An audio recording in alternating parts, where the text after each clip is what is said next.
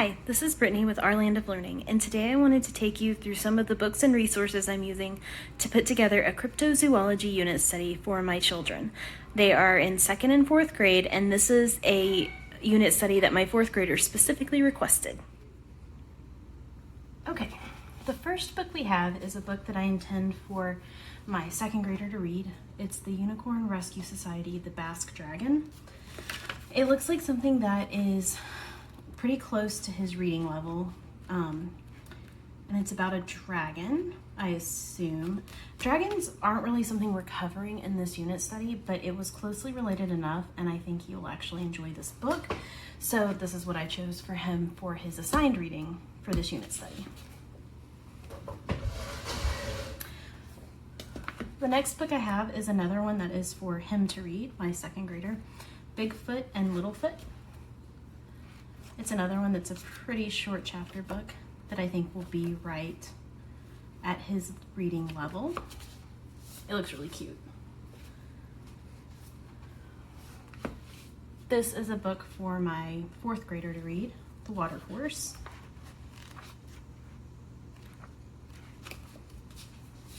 And we haven't seen the movie, but we will probably be watching it when we're done. This book is going to be our read aloud for this unit study. I let my 4th grader choose it since this unit study was her big idea. The Mothman's Curse, which I'm going to go ahead and assume it centers around the Mothman. I'm actually really surprised there was a children's book about the Mothman. I'm kind of excited. So this is the one that she wants us to read. We're only doing a 3-week unit study. So this, if you can see, this is a pretty appropriately thick book for that short of a unit study. This was the one I had originally intended to do as our read aloud. It's called The Cryptid Catcher, but she didn't like the illustrations on the front, and so that made her decide that we shouldn't do the read aloud. My kids sometimes judge books by their cover pretty hard. I am, however, going to put it in her book box. If she chooses to read it, that's fine. If she chooses not to read it, that's okay too. The next book is a picture book. I will go ahead and say this. Finding books about cryptozoology for kids is kind of difficult. It's not as readily available as other things that you may commonly do unit studies for. I don't know that a lot of people do cryptozoology unit studies, but I'm really trying to make learning fun and interest-led, and this is what she chose, so I searched them out. This is about the legend of the Jersey Devil.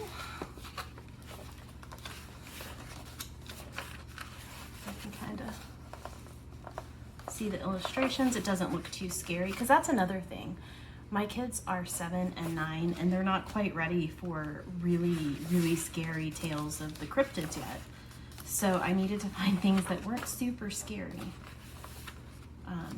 And this one seems to really fit the bill. So that's the Jersey Devil.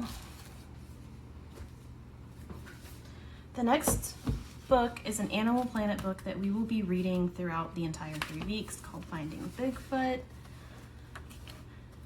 And it covers a lot of different information, people who have searched for Bigfoot, where Bigfoot has been seen, what does Bigfoot eat. There's some recipes of all things. This isn't normally like the kind of book I would go for, but there's a really limited amount of cryptozoology stuff out there. So we're gonna learn about Bigfoot. The next book is called El Chupacabras. It's pretty cute. It's a bilingual book. So it's written in both Spanish and English, which is always a good addition. And it kind of fits in. My 4th grader was also just asking about learning Spanish, so perfect timing. It's a cute little book about chupacabras. The Bunyip of Berkeley's Creek. This is a cryptid that I've never actually heard of until I started researching for this unit study. It's a really simple little picture book. It's kind of pretty in a really old-fashioned illustration kind of way. So I will be learning with them about this particular cryptid because I don't know anything about it. Anyway. We have another book about chupacabras. The chupacabra ate the candelabra. It's really pretty. I like the colors. I think that they will as well. It's a sweet little book. Again, not scary. It's not that it goes into the lore or anything, but it's still relevant. I mean, it still fits in.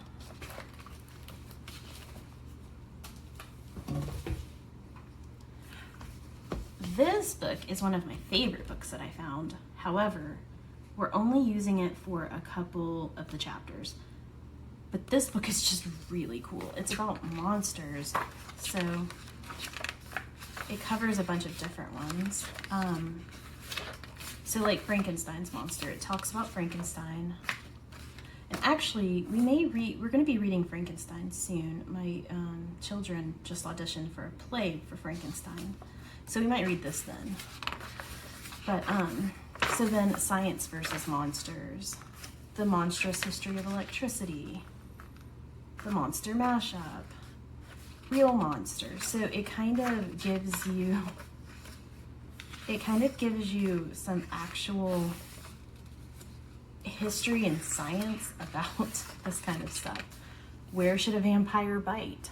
Not something I've ever really thought of, but so now you get to learn about the history of vampires, but you get some science. I don't know, it's kind of interesting how to survive a vampire attack.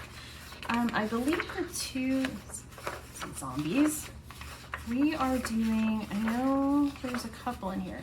King Kong. I'm trying to find the ones we're covering. Because a lot of these are obviously don't really fit in with a cryptozoology unit. Oh, the Kraken. We're going to do the Kraken. And then I think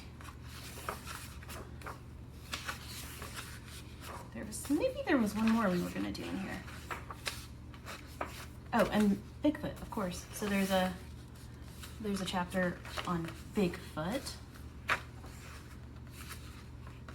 and the different theories. Why Bigfoot looks like an ape and you don't. Best dates to find Bigfoot. Animal footprints. How to survive a Bigfoot attack. Make a plaster cast of a Bigfoot footprint. We're actually going to be doing this. It's one of the few activities I already have planned out that we're going to do. Though I don't think we're going to use gypsum cement. I think we're just going to use regular plaster. Anyway, so this book is really cool. I foresee us using this outside of homeschool. The Giant Squid. This is just a book about the giant squid. It's really pretty. So when we cover the giant squid, we will be using this book. And then the last book I have, which is the main book we're using, Tales of the Cryptids, Mysterious Creatures That May or May Not Exist. This book is super cool. We are going to go through several pages of this every day for the entire 3 weeks that we are learning about cryptozoology. So it goes a lot into the history of it, the different types, lots about Bigfoot. There's other stuff in here too. That's not the Loch Ness Monster. The Stronsay Beast, which is pretty cool. Is the Loch Ness Monster just elephants?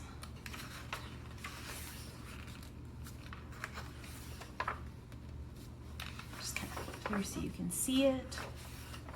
Chupacabras, too bad to be true. There's the bunny up again.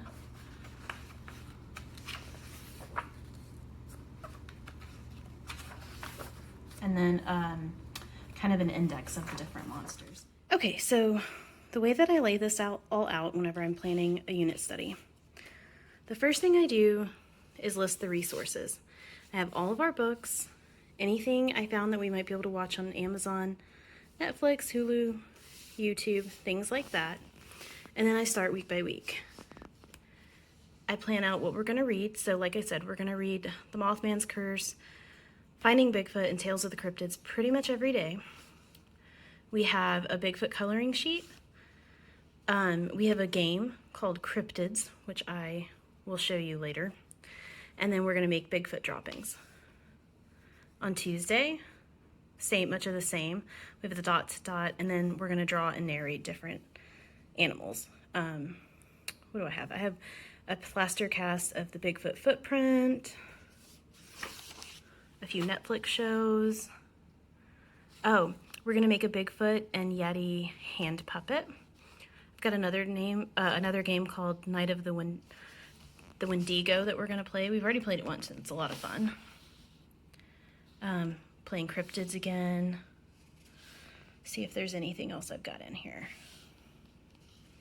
Oh, Creatures. It's not really about cryptids, but it's a really funny game where you get prompts and then you add animals together. It might be like your animal is a squirrel mixed with a scorpion, mixed with a dolphin, and it lives in the forest. And so my kids love that, and I thought it kind of fits in here, so we're putting it in. We're going to make a Nightcrawler plushie. My daughter's really into Nightcrawlers specifically, so we're going to sew them up with some felt and just some polyfill, and then she'll have her own plushie of it. Yep, I do have Watching the Water Horse on here. Like I said, my daughter's going to be reading that book. And then I create a shopping list. So any type of craft I plan on doing that I know for sure we're going to need stuff for, I put the shopping list. And then I've got my chalk drawing sketched out. This is kind of like a rough draft. I'm not necessarily going to do it exactly like this, but just kind of so I have an idea of how I want our chalk drawing to look. The last thing I kind of wanted to show you is the board games we will be playing with this unit study. This first one is called The Legend of the Wendigo. We've already played it once and it's super fun. Basically, one player is the Wendigo and everyone else is a camper. And the Wendigo tries to snatch up as many campers as they can. And the campers have to work together to try to figure out where the Wendigo is, which camper is the Wendigo. So if you've ever played that One Night a Werewolf, I think it might be called, it's kind of like that game, except you can scale it down to 2 players.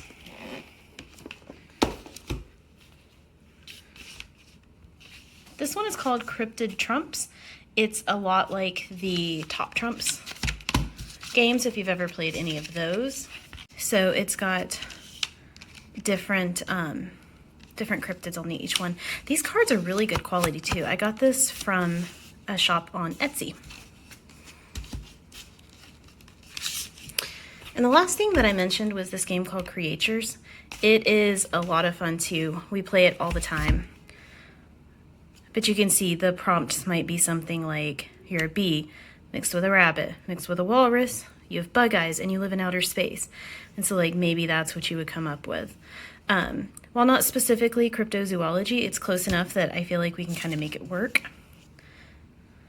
My kids really like board games and I try to incorporate them whenever we can. That is everything for our cryptozoology unit study. Thanks for watching.